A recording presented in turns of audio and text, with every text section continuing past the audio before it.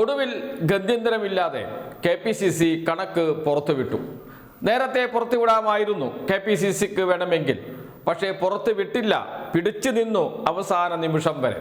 പ്രതിഷേധം ശക്തമായപ്പോൾ, ആരോപണം ശക്തമായപ്പോൾ ഒടുവിൽ കണക്ക് പുറത്തുവിട്ടു KPCC പ്രസിഡന്റ് സണ്ണി ജോസഫ്. ഇത് ശരിയായ കണക്കാണോ എന്ന ചോദ്യവും ഇവിടെ ഉയരുന്നുണ്ട്. അല്ല എന്നതിൻ്റെ തെളിവുകളും പുറത്തു വന്നു കഴിഞ്ഞു. അതേക്കുറിച്ച് മറ്റൊരു വീഡിയോ ചെയ്യാം. എന്താണ് സണ്ണി ജോസഫ് പുറത്തുവിട്ട കണക്ക്? അത് സണ്ണി ജോസഫിന്റെ വാക്കുകളിൽ നിന്ന് തന്നെ കേൾക്കാം.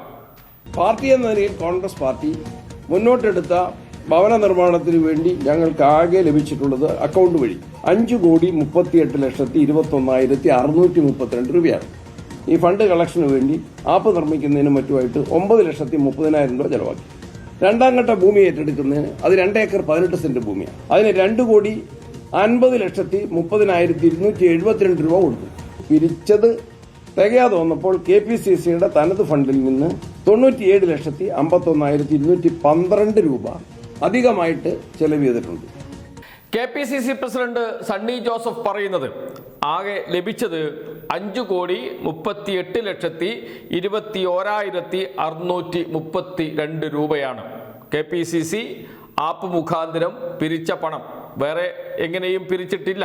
ആപ്പ് മുഖാന്തരമാണ് പിരിച്ചത്. മറ്റുള്ള സംഘടനകൾ വലിയ തുകയുടെ ചെക്കുകൾ നൽകിയിട്ടുണ്ട് KPCCക്ക്. അത് സംബന്ധിച്ച് ഇതിനകത്ത് ഒന്നും പറയുന്നില്ല. ആകെ ലഭിച്ച തുക എന്ന് പറഞ്ഞാണ് ഈ തുക കാണിച്ചിരിക്കുന്നത്. ഇതോടൊപ്പം യൂത്ത് കോൺഗ്രസ് കൈമാറിയ 1,05,00,000 രൂപയും ഉണ്ട്. ഈ പണം മുഴുവനും ചെലവായി കഴിഞ്ഞു. 2 ഘട്ടങ്ങളായാണ് സ്ഥലമെടുത്തത്. രണ്ടാം ഘട്ടം സ്ഥലമെടുപ്പിന്റെ രജിസ്ട്രേഷൻ നടപടികൾ പൂർത്തിയാക്കാൻ ഇനിയും വേണം 73,90,985 രൂപ എന്നാണ് പറയുന്നത് സണ്ണി ജോസഫ്. വീട് വെക്കാൻ കയ്യിൽ പൈസയില്ല, പക്ഷേ പിരിക്കില്ല, ഇനി പിരിവില്ല. പക്ഷേ കോൺഗ്രസിന്റെ പ്രവർത്തനങ്ങൾക്ക് വേണ്ടി ഫണ്ട് പിരിക്കേണ്ടി വരും. വയനാടിൽ ദുരിതബാധിതർക്ക് വീട് വെച്ച് നൽകാൻ ഇനി പിരിക്കില്ല എന്ന് പറയുന്ന KPCC പ്രസിഡന്റ് സണ്ണി ജോസഫ് അതേ വാക്കിൽ പറയുന്നു കോൺഗ്രസിന്റെ പ്രവർത്തനങ്ങൾക്ക് വേണ്ടി ഫണ്ട് പിരിക്കേണ്ടി വരും എന്ന് വെച്ചാൽ ഫണ്ട് പിരിവ് വരും എന്നർത്ഥം. എന്നാൽ ഈ കണക്കിനെ CPIM സംസ്ഥാന സെക്രട്ടേറിയറ്റ് അംഗം M സ്വരാജ് പൊളിച്ചടുക്കുകയാണ്. ആ വാക്കുകൾ കൂടി കേൾക്കാം. അപ്പൊ ദുരന്തം കാത്തിരിക്കുകയാണ്, ഒരു അവസരം എന്ന പോലെ. ദുരന്തത്തെ പണമുണ്ടാക്കാനുള്ള അവസരമായി കാണുക. ദുരന്തം വരുമ്പോൾ സാധാരണ മനുഷ്യരെല്ലാം സഹായിക്കണമെന്ന ചിന്തയിലേക്ക് എത്തും. എന്നാൽ കോൺഗ്രസ് എത്തുന്നത് പണമുണ്ടാക്കാനുള്ള ഒരു അവസരമായിട്ടാണ്. അത് പ്രളയകാലത്തേതുപോലെ വയനാട് ദുരന്തകാലത്തും ആവർത്തിച്ചു, ഹീനമായി ആവർത്തിച്ചു. വലിയ വിമർശനം ഉയർന്നു വന്നപ്പോൾ വാസയോഗ്യമല്ലെന്ന വിമർശനമുള്ള 3 ഏക്കർ ഭൂമിയോ മറ്റോ വാങ്ങി എന്ന് പറയും. അവിടെ 230 വീട് വെക്കാൻ കഴിയുമോ? ഞാൻ മുമ്പ് ചോദിച്ചിട്ടുണ്ട്. എന്തൊരു തട്ടിപ്പാണ് ഇവർ നടത്തുന്നത്. 3 ഏക്കർ ഭൂമിയിൽ 230 വീട് നിർമ്മിക്കാൻ സാധിക്കുമോ? അവിടെ ഒരു തറക്കല്ലിട്ടു. ആ കല്ലിന്റെ മുകളിൽ ഇനി ഒരു കല്ല് വരില്ല എന്ന് കോൺഗ്രസിനെ അറിയുന്ന എല്ലാവർക്കും അറിയാം. ഇപ്പോഴിതാ കേൾക്കുന്നത് 2 ദിവസം കൂടി കഴിഞ്ഞാൽ തെരഞ്ഞെടുപ്പ് വരികയാണല്ലോ. തൊട്ട് മുൻപ് തട്ടിക്കൂട്ടിയ ഒരു കണക്ക് അവതരിപ്പിക്കും കണ്ണിൽ പൊടിയിടാൻ. അത് പരിശോധിച്ച് വരുമ്പോഴേക്ക് തെരഞ്ഞെടുപ്പ് കഴിയും.